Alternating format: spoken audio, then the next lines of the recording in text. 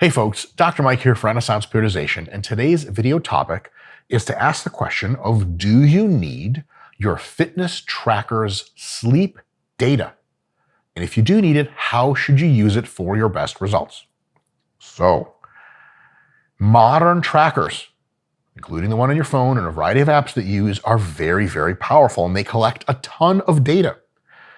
Some of the sleep tracker apps, including ones on your iWatch or G-Watch or whatever the hell you rich people have. I have a Chinese watch from 1850, Abraham Lincoln's old watch, they said. These things can tell you a lot about your sleep. For example, they can tell you how much tossing and turning you did. They can tell you how long you slept in what was probably deep sleep.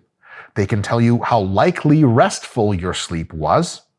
They can tell you your sleep duration, etc. They can give you an integrated sleep score so that you can keep all this data bundled in one actionable measurement. They can tell you a lot. But the next question becomes, inevitably, what do you do with this data? When I came up in sports science, in my sports science education, my PhD program, about a decade ago, we were first dealing with a ton of influx of technology. And we were dealing with this problem in sports science that a lot of sport coaches and sports scientists, more sport coaches and performance people, were getting a ton of data input, and they just didn't know what to do with it. They were like, well, look, we monitor all these things about our athletes. And then the sports scientists would be like, oh, gotcha. How are you using it? And they're like, well, I don't know. We just collect a bunch of it. Well, that's good and well, but why would you collect data if you didn't have at least some insight on how you were going to use it? What do you do with this data? And in order to answer that question, we have to first ask a related question. What of the data really matters? How do we answer that? Well, here's the thing. There's a spectrum, roughly a spectrum of options of what could be happening with your sleep. First, your sleep is bad, and you know it because you're tired all the time and you're not getting a recovery that you used to get from sleep. It is something that when it's obvious, it's obvious. When you wake up in the morning and you don't have an alarm and it's the weekend and you wake up and you do not feel rested, you feel like, Jesus Christ, did I get beat up in my sleep? What the hell happened? Gee whiz, you're not getting good sleep. The option at the other extreme is you're getting amazing sleep. Every time you wake up, you feel like a new person. You know, let's say you have a spouse and you're like, hey, honey, do I like toss and turn in my sleep? She's like, honestly, I'm jealous as fuck because I'm up in the middle of the night watching soap operas because I can't sleep. And I look over at you and you have like a half smile, serenely, no snoring, no tossing, no turning. I swear to God, you're like in some kind of crazy ambient mode where you just like regenerate. Right? And you probably know that too. It's pretty obvious. Then there's the middle part of the spectrum in which your sleep is maybe not as good as you think, and you could do better with what's called sleep hygiene to improve it. Let's talk about when a sleep tracker would be useful in those options. The first option is your sleep is bad and you know it because obviously you're waking up a zombie. You don't really need a tracker to tell you that. You just don't. Option C, when your sleep is serene and incredible, you could use a tracker to just confirm what you already know, but you don't really need a tracker. So it turns out the only time you really can use a tracker for its biggest benefit, to put it more technically, is when your sleep is not as good as you think and you could do better with sleep hygiene to improve it, right? So at the end of the day, you can lean on your tracker if your sleep is something that you want to work on, right? But let's think through just a little bit more. Let's say you wanted to check and see, okay, I think I'm sleeping okay, but it's not ideal. Let's make it better. At the end of the day, the hygiene tips that you're going to use are going to be the same, no matter what. And so, for example, sleep with a darker room. And we have another video on this, by the way, if you Google it. Sleep in a non-distraction environment. Sleep with maybe a sound machine or some other way to get the noises out. Sleep in a colder room. Put away all your devices an hour or two before you go to sleep, etc., etc., etc. Those are the same recommendations that you would be using whether or not you had a sleep tracker. And here's the big kicker. If your sleep improves, you don't need a sleep score to tell you that because you're going to be more well rested throughout the day and everything is going to go better. Now, on the margins, a sleep tracker absolutely can help you confirm that. But it's something that if it's worth noting, it should be pretty obvious.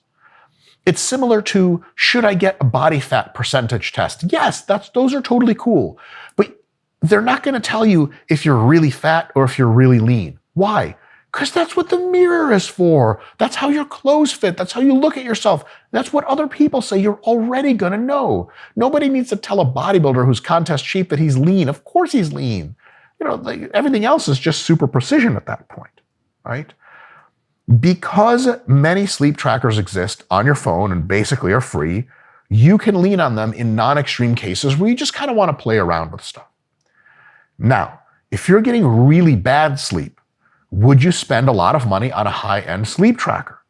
You could, but I present the following to you. Why? So it can confirm that you're obviously sleeping like shit for a really high price. And the recommendations of how to fix it would be sleep hygiene anyway. I think a sleep tracker in many respects is like testing your 10 RMs every month. If your reps in the actual training are going up and so is the weight, you don't need a 10 RM test to be obviously stronger. If you used to bench 150 pounds for roughly sets of 10, and nowadays you're benching 185 for sets of 10, do you really need to do a 10 RM or 1 RM test between those conditions to confirm, oh, you actually really did get stronger? No shit. Of course you got stronger. The evidence is in the phenomenon itself. Another one is, if you're getting great sleep, are you going to spend a lot of money on a high-end sleep tracker? Why? So it can tell you you're already getting good sleep. You've got to be smart about the stuff. So I don't want to knock on sleep trackers a ton. If you are profoundly wealthy, such as myself, I have a team of 80 butlers, always tending to my every need. Most of them are buying Lamborghinis, but every now and again I see one and, hey, butler number 35, that's your name tag. Go make me toast. They always know how I like my toast, by the way. The 7 setting on the toaster, which I was told a while ago is actually just 7 minutes of toast.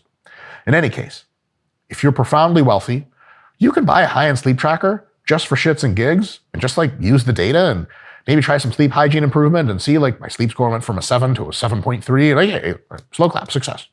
And they absolutely do have their utility when you're just not sure if you're getting good sleep or you're not sure what even good sleep feels like. You could be in a position where you're like, I think I'm getting good sleep, and you finally get a sleep tracker and it says your sleep score sucks. You're like, okay. You implement some sleep hygiene tips and all of a sudden you're like, whoa, I didn't know someone could be this rested from sleep. Then it's valid. But in many of the other cases described here, you don't want to get a sleep tracker just to confirm what you already know or find out something to which the actionable insight is like, this is something that we already have a protocol for, right?